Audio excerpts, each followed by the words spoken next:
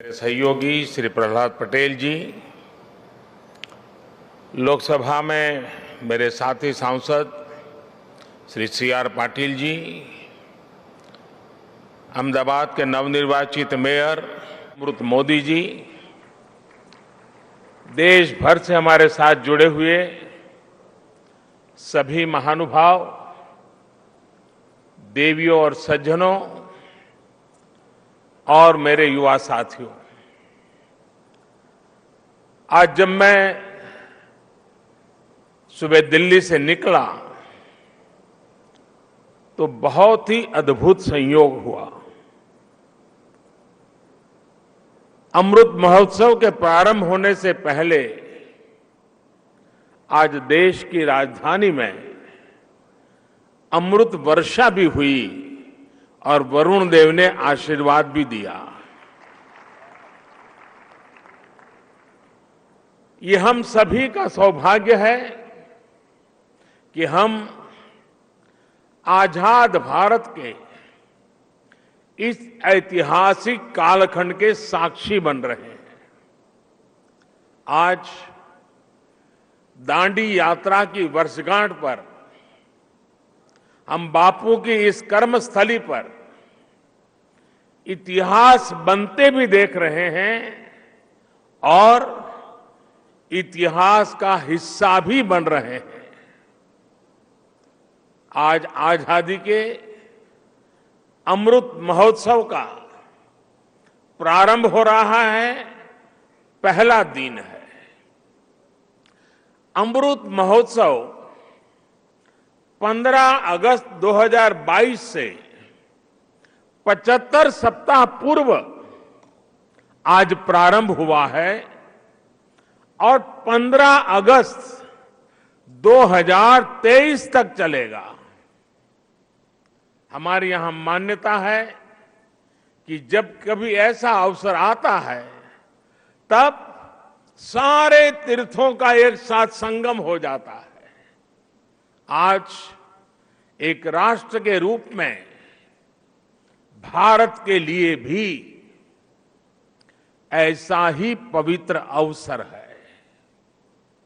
आज हमारे स्वाधीनता संग्राम के कितने ही पुण्य तीर्थ, कितने ही पवित्र केंद्र साबरमती आश्रम से जुड़े रहे हैं। स्वाधीनता संग्राम की पराकाष्ठा को प्रणाम करने वाली अंडमान की सेल्यूलर जेल, अरुणाचल प्रदेश से एंग्लो इंडियन वॉर की गवाह केकर मॉर्निंग की भूमि, मुंबई का अगस्त क्रांति मैदान, पंजाब का जलियांवाला बाग, उत्तर प्रदेश का मेरठ, काकोरी और झांसी, देश भर में ऐसे कितने ही स्थान पर आज एक साथ इस अमृत महोत्सव का श्री गणेश हो रहा है। ऐसा लग रहा है जैसे आजादी के असंख्य संघर्ष, असंख्य बलिदानों का और असंख्य तपस्याओं की ऊर्जा पूरे भारत में एक साथ पुनर्जागृत हो रही है। मैं इस पुण्य अवसर पर बापू के चरणों में अपने श्रद्धा सुमन अर्पित करता हूं। मैं देश के स्वाधीनता संग्राम में अपने आप को आहूत करने वाले, देश को नेतृत्व देने वाली सभी महान विभूतियों के चरणों में आदरपूर्वक नमन करता हूं, उनका कोटि कोटि वंदन करता हूं। मैं उन सभी वीर जवानों को भी नमन करता हूं जिन्होंने आजादी के बाद भी राष्ट्र रक्षा की परंपरा को जीवित रखा, देश की रक्षा के लिए सर्वोच्च बलिदान दिए, शहीद हो गए।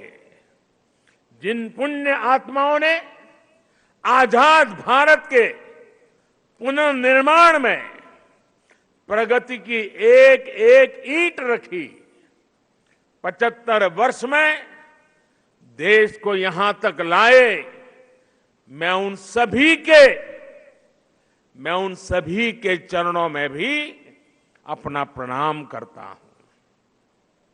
साथियों, जब हम गुलामी के उस दौर की कल्पना करते हैं जहां करोड़ों करोड़ लोगों ने सदियों तक आजादी की एक सुबह का इंतजार किया, तब ये एहसास और बढ़ता है कि आजादी के 75 साल का अवसर कितना ऐतिहासिक है, कितना गौरवशाली है। इस पर्व में शाश्वत भारत की परंपरा भी है, स्वाधीनता संग्राम की परछाई भी है और आजाद भारत के गौरवान्वित करने वाली प्रगति भी है। इसलिए अभी आपके सामने जो प्रेजेंटेशन रखा गया, उसमें अमृत महोत्सव के 5 स्तंभों पर विशेष जोर दिया गया है। Freedom struggle, ideas at 75, achievements at 75, actions at 75 और रिजॉल्व्स एट 75। ये पांचों स्तंभ आजादी की लड़ाई के साथ साथ आजाद भारत के सपनों और कर्तव्यों को देश के सामने रखकर आगे बढ़ने की प्रेरणा देंगे। इन्हीं संदेशों के आधार पर आज अमृत महोत्सव की वेबसाइट के साथ चरखा अभियान और आत्मनिर्भर इंक्यूबेटर को भी लॉन्च किया गया है। भाइयों और बहनों, इतिहास साक्षी है कि किसी राष्ट्र का गौरव तभी जागृत रहता है जब वो अपने स्वाभिमान और बलिदान की परंपराओं को अगली पीढ़ी को भी सिखाता है, संस्कारित करता है, उन्हें इसके लिए निरंतर प्रेरित करता है। किसी राष्ट्र का भविष्य तभी उज्जवल होता है जब वो अपने अतीत के अनुभवों और विरासत के गर्व से पल पल जुड़ा रहता है। फिर भारत के पास तो गर्व करने के लिए अथाह भंडार है, समृद्ध इतिहास है, चेतनामय सांस्कृतिक विरासत है। इसलिए आजादी के 75 साल का यह अवसर एक अमृत की तरह वर्तमान पीढ़ी को प्राप्त होगा। एक ऐसा अमृत जो हमें प्रतिपल देश के लिए जीने, देश के लिए कुछ करने के लिए प्रेरित करेगा। साथियों, हमारे यहां वेदों में एक वाक्य है, मृत्यो मृक्षीय मामृताम, अर्थात हम दुख, कष्ट, क्लेश और विनाश से निकलकर अमृत की तरफ बढ़ें, अमरता की ओर बढ़ें। यही संकल्प आजादी के इस अमृत महोत्सव का भी है। आजादी का अमृत महोत्सव यानी आजादी की ऊर्जा का अमृत। आजादी का अमृत महोत्सव यानी स्वाधीनता सेनानियों से प्रेरणाओं का अमृत। आजादी का अमृत महोत्सव यानी नए विचारों का अमृत, नए संकल्पों का अमृत। आजादी का अमृत महोत्सव यानी आत्मनिर्भरता का अमृत। और इसलिए ये महोत्सव राष्ट्र के जागरण का महोत्सव है, ये महोत्सव सुराज्य के सपने को पूरा करने का महोत्सव है। ये महोत्सव वैश्विक शांति का, विकास का महोत्सव है। साथियों, अमृत महोत्सव का शुभारंभ दांडी यात्रा के दिन हो रहा है। उस ऐतिहासिक क्षण को पुनर्जीवित करने के लिए एक यात्रा भी अभी शुरू होने जा रही है। यह अद्भुत संयोग है कि दांडी यात्रा का प्रभाव और संदेश भी वैसा ही है जो आज देश अमृत महोत्सव के माध्यम से लेकर आगे बढ़ रहा है। गांधी जी की इस एक यात्रा ने आजादी के संघर्ष को एक नई प्रेरणा के साथ जन जन से जोड़ दिया था। इस एक यात्रा ने अपनी आजादी को लेकर भारत के नजरिए को पूरी दुनिया तक पहुंचा दिया था। ऐसा ऐतिहासिक और ऐसा इसलिए क्योंकि बापू की दांडी यात्रा में आजादी के आग्रह के साथ साथ भारत के स्वभाव और भारत के संस्कारों का भी समावेश था। हमारे यहां नमक को कभी उसकी कीमत से नहीं आंका गया। हमारे यहां नमक का मतलब है ईमानदारी। हमारे यहां नमक का मतलब है विश्वास। हमारे यहां नमक का मतलब है वफादारी।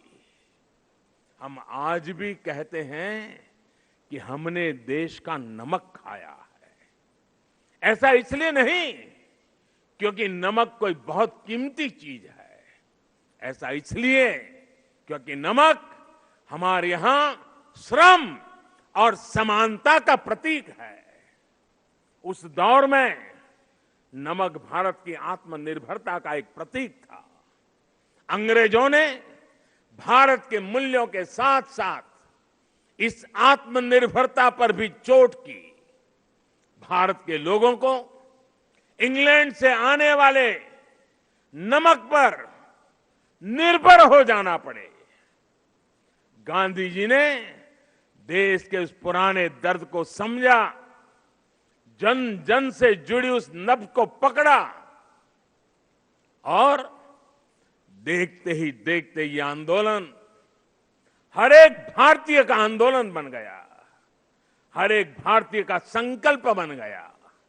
साथियों, इसी तरह आजादी की लड़ाई में अलग अलग संग्रामों, अलग अलग घटनाओं की भी अपनी प्रेरणाएं हैं, अपने संदेश हैं, जिन्हें आज का भारत आत्मसात कर आगे बढ़ सकता है।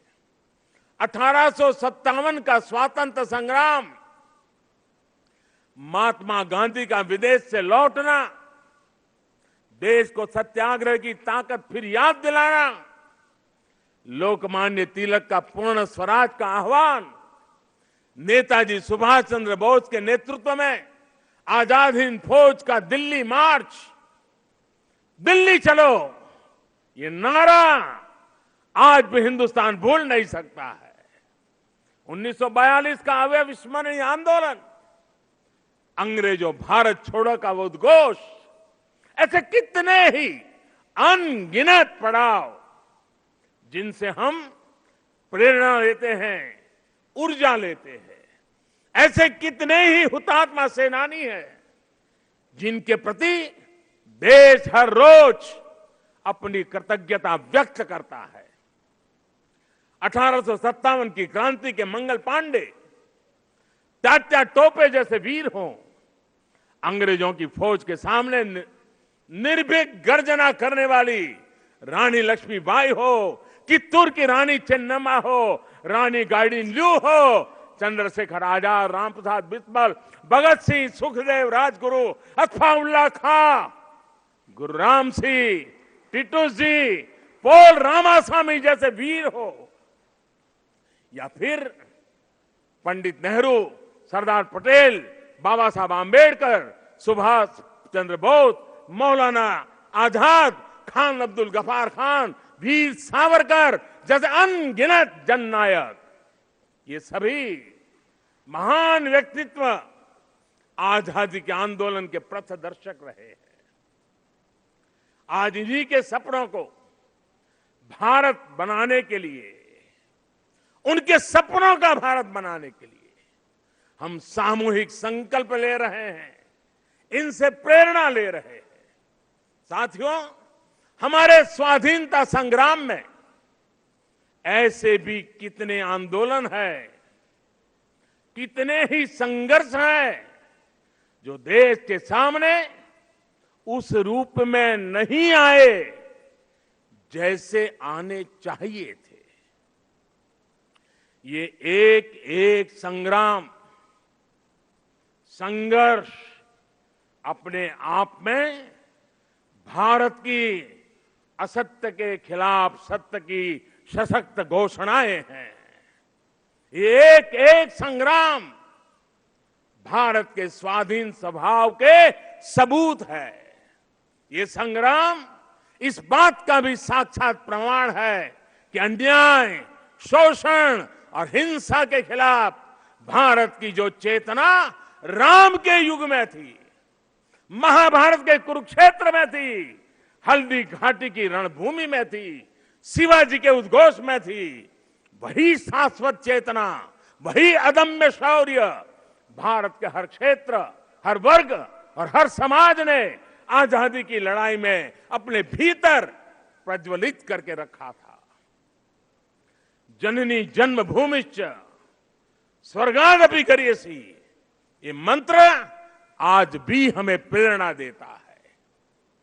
आप देखिए हमारे इस इतिहास को, कोल आंदोलन हो या हो संघर्ष, खांसी आंदोलन हो या संथाल क्रांति, कछोहा कछार नागा संघर्ष हो या कूका आंदोलन, भील आंदोलन हो या मुंडा क्रांति, सन्यासी आंदोलन हो या रमोसी संघर्ष, कित्तूर आंदोलन, त्रावणकोर आंदोलन, बारडोली सत्याग्रह, चंपारण सत्याग्रह, संभलपुर संघर्ष, चुआर संघर्ष, बुंदेल संघर्ष, ऐसे कितने ही संघर्ष और आंदोलनों ने देश के हर भूभाग को, हर कालखंड में आजादी की ज्योति से प्रज्वलित रखा। इस दौरान हमारी सिख गुरु परंपरा ने देश की संस्कृति, अपने रीति रिवाज की रक्षा के लिए हमें नई ऊर्जा दी, प्रेरणा दी, त्याग और बलिदान का रास्ता दिखाया। और इसका एक और अहम पक्ष है जो हमें बार बार याद करना चाहिए। साथियों, आजादी के आंदोलन की इस ज्योति को निरंतर जागृत करने का काम पूर्व, पश्चिम, उत्तर, दक्षिण, हर दिशा में, हर क्षेत्र में हमारे संतों ने, महंतों ने, आचार्यों ने, भगवतों ने निरंतर किया था। एक प्रकार से भक्ति आंदोलन ने राष्ट्रव्यापी स्वाधीनता आंदोलन की पीठिका तैयार की थी। पूर्व में चैतन्य महाप्रभु, रामकृष्ण परमहंस, श्रीमद शंकर देव जैसे संतों के विचारों ने समाज को दिशा दी, अपने लक्ष्य पर केंद्रित रखा। पश्चिम में मीराबाई, एकनाथ, तुकाराम, रामदास, नरसिंह मेहता हुए। उत्तर में संत रामानंद, कबीरदास, गोस्वामी तुलसीदास, सूरदास, गुरु नानक देव, संत रैदास। दक्षिण में माधवाचार्य, निम्बाकारचार्य, वल्लभाचार्य, रामानुजाचार्य हुए। भक्ति कांड के इसी खंड में मलिक मोहम्मद जायसी, रसखान, सूरदास, केशवदास, विद्यापति जैसे महानुभावों ने अपनी रचनाओं से समाज को अपनी कमियां सुधारने के लिए प्रेरित किया। ऐसे अनेकों व्यक्तित्वों के कारण यह आंदोलन क्षेत्र की सीमा से बाहर निकल करके पूरे भारत के जन जन को अपने आप में समेट लिया। आजादी के असंख्य आंदोलनों में ऐसे कितने ही सेनानी, संत आत्माएं, ऐसे अनेक वीर बलिदानी हैं जिनकी एक एक गाथा अपने आप में इतिहास का एक एक स्वर्णिम अध्याय है। हमें इन महानायकों, महानायिकाओं, उनका जीवन इतिहास भी देश के सामने पहुंचाना है। इन लोगों की जीवन गाथाएं, उनके जीवन का संघर्ष, हमारे स्वतंत्रता आंदोलन के उतार चढ़ाव, कभी सफलता कभी असफलता, हमारी आज की पीढ़ी को जीवन का हर पाठ सिखाएगी। एकजुटता क्या होती है, लक्ष्य को पाने की जिद क्या होती है, जीवन का हर रंग वो और बेहतर तरीके से समझेंगे।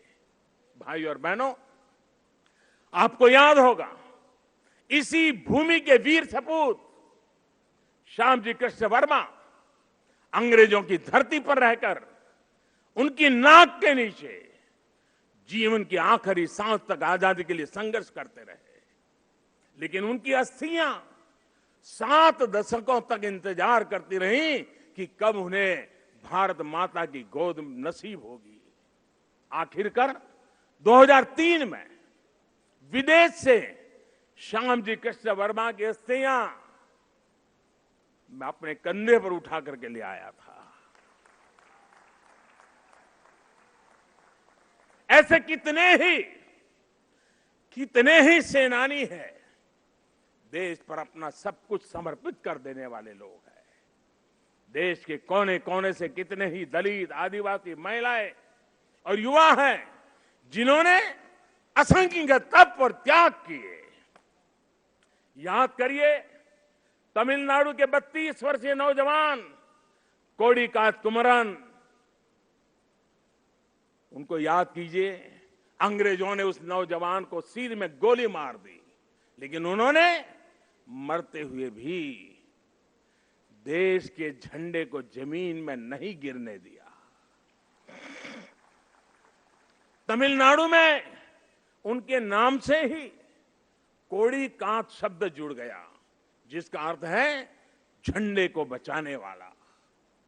तमिलनाडु की ही वेलु नाचियार वो पहली महारानी थी जिन्होंने अंग्रेजी हुकूमत के खिलाफ लड़ाई लड़ी थी। इसी तरह हमारे देश के आदिवासी समाज ने अपनी वीरता और पराक्रम से लगातार विदेशी हुकूमत को घुटनों पर लाने का काम किया। झारखंड में भगवान बिरसा मुंडा, उन्होंने अंग्रेजों को चुनौती दी थी। तो मुर्मू भाइयों ने संथाल आंदोलन का नेतृत्व किया था। ओडिशा के चक्रा बिसोई ने लड़ाई छेड़ी तो लक्ष्मण नायक ने गांधीवादी तरीकों से चेतना फैलाई। आंध्र प्रदेश में मन्यम बिरुडी यानी जंगलों के हीरो अल्लूरी सीराराम राजू ने रंपा आंदोलन का बिगल फूका था। पासल था खुंगचेरा ने मिजोरम की पहाड़ियों में अंग्रेजों से लोहा लिया था। ऐसे ही गोमधर, कंवर, लसित बोरफुकन और सीरत सिंह जैसे असम और पूर्वोत्तर के अनेकों स्वाधीनता सेनानी थे जिन्होंने देश की आजादी में योगदान दिया है। यहां गुजरात में बड़ौदा के पास जांबुगाड़ा जाने के रास्ते पर हमारे नायका कौम के आदिवासियों को बलिदान कैसे भूल सकते हैं। मानगढ़ में गोविंद गुरु के नेतृत्व में सैकड़ों आदिवासियों का नरसंहार हुआ। उन्होंने लड़ाई लड़ी। देश इनके बलिदान को हमेशा याद रखेगा। साथियों, मां भारती के ऐसे ही वीर सपूतों का इतिहास देश के कोने कोने में, गांव गांव में है। देश इतिहास के इस गौरव को सहेजने के लिए पिछले 6 सालों से सजग प्रयास कर रहा है। हर राज्य, हर क्षेत्र में इस दिशा में प्रयास किया जा रहा है। दांडी यात्रा से जुड़े स्थल का पुनरुद्धार देश ने 2 साल पहले ही पूरा किया था। मुझे खुद इस अवसर पर दांडी जाने का सौभाग्य मिला था। अंडमान में जहां नेताजी सुभाष बोस ने देश की पहली आजाद सरकार बनाकर तिरंगा फहराया था, देश ने उस विस्मृत इतिहास को भी भव्य आकार दिया है। अंडमान निकोबार के द्वीपों को स्वतंत्रता संग्राम के नामों पर रखा गया है। आजाद हिंद सरकार के 75 साल पूरे होने पर लाल किले पर भी आयोजन किया गया, तिरंगा फहराया गया और नेताजी सुभाष बाबू को श्रद्धांजलि दी गई। गुजरात में सरदार वल्लभ भाई पटेल की विश्व की सबसे ऊंची प्रतिमा उनके अमर गौरव को पूरी दुनिया तक पहुंचा रही है। जलियांवाला बाग में स्मारक हो या फिर पाइका आंदोलन की स्मृति में स्मारक, सभी पर काम हुआ। बाबा साहब आंबेडकर से जुड़े जो 7 दशकों से भूले बिसरे पड़े थे, उनका भी विकास देश ने पंचतीर्थ के रूप में किया है। इस सबके साथ ही देश ने आदिवासी स्वाधीनता सेनानियों के इतिहास को देश तक पहुंचाने के लिए, आने वाली पीढ़ियों के लिए पहुंचाने के लिए हमारे आदिवासियों के संघर्ष की कथाओं को जोड़ता हुआ देश में म्यूजियम बनाने का एक प्रयास शुरू किया है। साथियों, आजादी के आंदोलन के इतिहास की तरह ही आजादी के बाद के 75 वर्ष की यात्रा सामान्य भारतीयों के परिश्रम, इनोवेशन, उद्यमशीलता का प्रतिबिंब है। हम भारतीय चाहे देश में रहे हो या फिर विदेशों में, हमने अपनी मेहनत से खुद को साबित किया है। हमें गर्व है हमारे संविधान पर, हमें गर्व है हमारी लोकतांत्रिक परंपराओं पर। लोकतंत्र की जननी भारत आज भी लोकतंत्र को मजबूती देते हुए आगे बढ़ रहा है। ज्ञान विज्ञान से समृद्ध भारत आज मंगल से लेकर चंद्रमा तक अपनी छाप छोड़ रहा है। आज भारत की सेना का सामर्थ्य अपार है, तो आर्थिक रूप से भी हम तेजी से आगे बढ़ रहे हैं। आज भारत का स्टार्टअप इकोसिस्टम दुनिया में आकर्षण का केंद्र बना है, चर्चा का विषय है। आज दुनिया के हर मंच पर भारत की क्षमता और भारत की प्रतिभा की गुंज है।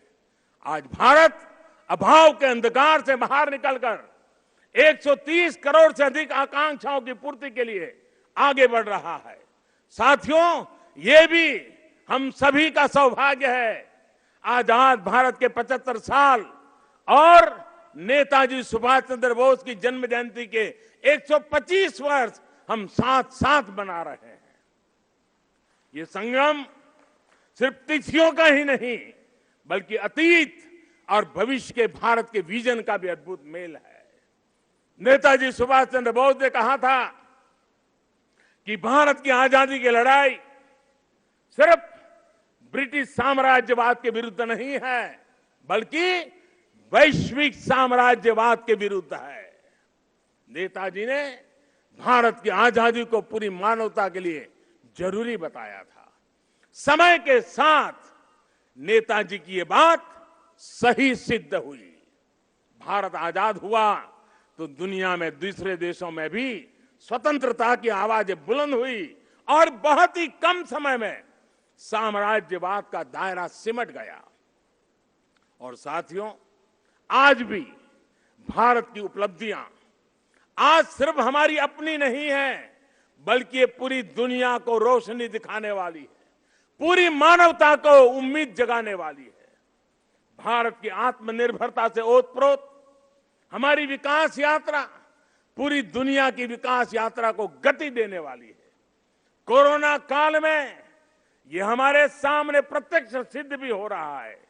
मानवता को महामारी के संकट से बाहर निकालने में, वैक्सीन निर्माण में भारत की आत्मनिर्भरता का आज पूरी दुनिया को लाभ मिल रहा है। आज भारत के पास वैक्सीन का सामर्थ्य है, तो वसुधैव कुटुंबकम के भाव से हम सबके दुख दूर करने में काम आ रहे हैं। हमने दुख किसी को नहीं दिया, लेकिन दूसरों का दुख कम करने में खुद को खपा रहे हैं। यही भारत का आदर्श है, यही भारत का शाश्वत दर्शन है, यही आत्मनिर्भर भारत का भी तत्व ज्ञान है। आज दुनिया के देश भारत का धन्यवाद कर रहे हैं, भारत में भरोसा कर रहे हैं। यही नए भारत के सूर्योदय की पहली छटा है, यही हमारे भव्य भविष्य की पहली आभा है। साथियों, गीता में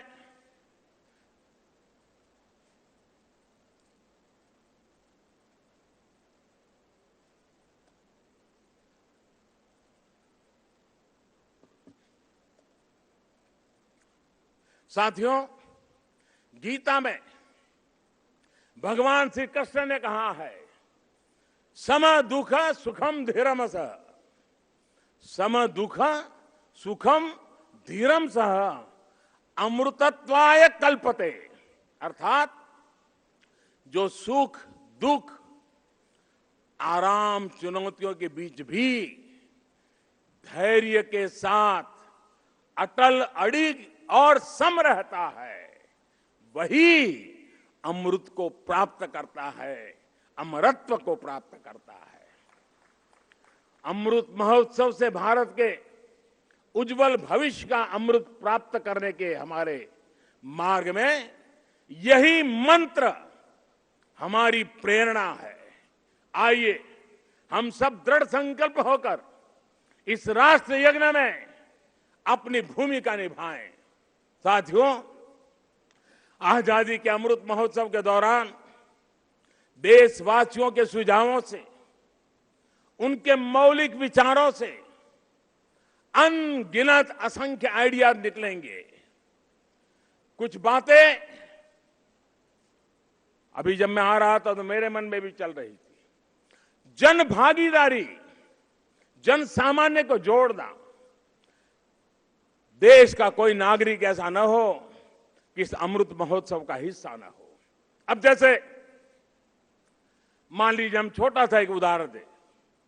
अब सभी स्कूल कॉलेज आजादी से जुड़ी हुई 75 घटनाओं का संकलन करें। हर स्कूल तय करे वे हमारी स्कूल आजादी के 75 घटनाओं का संकलन करेगी। 75 ग्रुप बनाए, उन घटनाओं पर वो 75 विद्यार्थी, 75 ग्रुप, जिसमें 800, 1000, 2000 विद्यार्थी हो सकते हैं। एक स्कूल ये कर सकता है। छोटे छोटे हमारे शिशु मंदिर के बच्चे होते हैं, बाल मंदिर के बच्चे होते हैं। आजादी के आंदोलन से जुड़े 75 महापुरुषों की सूची बनाए, उनकी वेशभूषा करें, उनके एक एक वाक्य को बोले, उसका कंपटीशन हो। स्कूल में भारत के नक्शे पर आजादी से जुड़े 75 स्थान चिन्हित किए जाए। बच्चों को बताया जाए, बताओ भाई बारडोली कहां आया, चंपारण कहां आया। लॉ कॉलेज के छात्र छात्राएं ऐसी 75 घटनाएं खोजे, और मैं हर कॉलेज से आग्रह करूंगा, हर लॉ स्कूल से आग्रह करूंगा, 75 घटनाएं खोजे जिसमें आजादी की लड़ाई जब चल रही थी तब कानूनी जंग कैसे चला, कानूनी लड़ाई कैसे चली, कौन लोग थे कानूनी लड़ाई लड़ रहे थे, आजादी के वीरों को बचाने के लिए कैसे कैसे प्रयास हुए, अंग्रेज सल्तनत के जुडिशरी का क्या रवैया था। सारी बातें हम लिख सकते हैं। जिनका इंटरेस्ट नाटक में है वो नाटक लिखे, फाइनेंस के विद्यार्थी उन घटनाओं पर पेंटिंग बनाए, जिसका मन करे कि वो गीत लिखे वो कविताएं लिखे। ये सब शुरू में हस्तलिखित हो, बाद में इसको डिजिटल स्वरूप भी दिया जाए। और मैं चाहूंगा कुछ ऐसा कि हर स्कूल कॉलेज का ये प्रयास उस स्कूल कॉलेज की धरोहर बन जाए, और कोशिश हो कि ये काम इसी 15 अगस्त से पहले पूरा कर लिया जाए। अब देखिए, पूरी तरह वैचारिक अधिष्ठान तैयार हो जाएगा। बाद में इसे जिला व्यापी, राज्यव्यापी, देशव्यापी स्पर्धाएं भी आयोजित हो सकती हैं। हमारे युवा, हमारे स्कॉलर्स ये जिम्मेदारी उठाएं कि वो हमारे स्वाधीनता सेनानियों के इतिहास लेखन में देश के प्रयासों को पूरा करेंगे। आजादी के आंदोलन में और उसके बाद हमारे समाज की जो उपलब्धियां रही है, उन्हें दुनिया के सामने और प्रखरता से लाएंगे। मैं कला, साहित्य, नाट्य जगत, फिल्म जगत और डिजिटल एंटरटेनमेंट से जुड़े लोगों से भी आग्रह करूंगा। कितनी ही अद्वितीय कहानियां हमारे अतीत में बिखरी पड़ी है, इन्हें तलाशिए, इन्हें जीवंत कीजिए, आने वाली पीढ़ी के लिए तैयार कीजिए। अतीत से सीखकर भविष्य के निर्माण की जिम्मेदारी हमारे युवाओं को ही उठानी है। साइंस हो, टेक्नोलॉजी हो, मेडिकल हो, पॉलिटिक्स हो, आर्ट हो, कल्चर हो, आप जिस भी फील्ड में हैं, अपनी फील्ड का कल, आने वाला कल बेहतर कैसे हो, इसके लिए प्रयास किया जाए।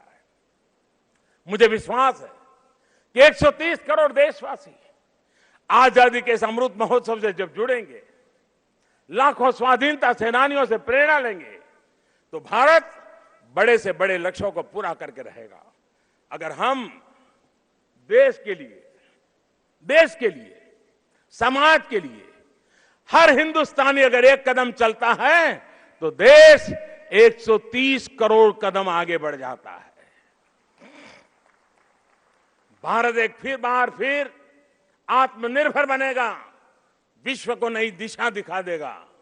इन्हीं शुभकामनाओं के साथ आज जो दांडी यात्रा के लिए चल रहे हैं, एक प्रकार से बड़े तामझाम के बिना छोटे स्वरूप में आज उसका प्रारंभ हो रहा है। लेकिन आगे चलते चलते चलते जैसे दिन बीतते जाएंगे, हम 15 अगस्त के निकट पहुंचेंगे। ये एक प्रकार से पूरे हिंदुस्तान को अपने में समेट लेगा। ऐसा बड़ा महोत्सव बन जाएगा, ऐसा मुझे विश्वास है। हर नागरिक का संकल्प होगा, हर संस्था का संकल्प होगा, हर संगठन का संकल्प होगा देश को आगे ले जाने का, आजादी के दीवानों को श्रद्धांजलि देने का। यही रास्ता होगा। मैं इन्हीं कामना के साथ, इन्हीं शुभकामनाओं के साथ मैं फिर एक बार आप सबको बहुत बहुत धन्यवाद देता हूं। मेरे साथ बोलेंगे भारत माता की, भारत माता की, भारत माता की, भारत माता की। वंदे वंदे वंदे वंदे। जय हिंद, जय हिंद, जय हिंद।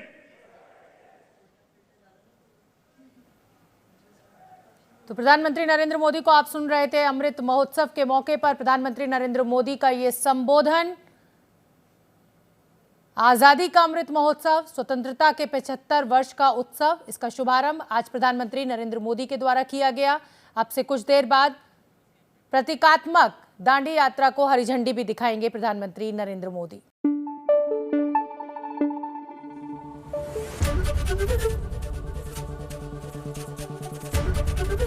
एबीपी न्यूज आपको रखे आगे।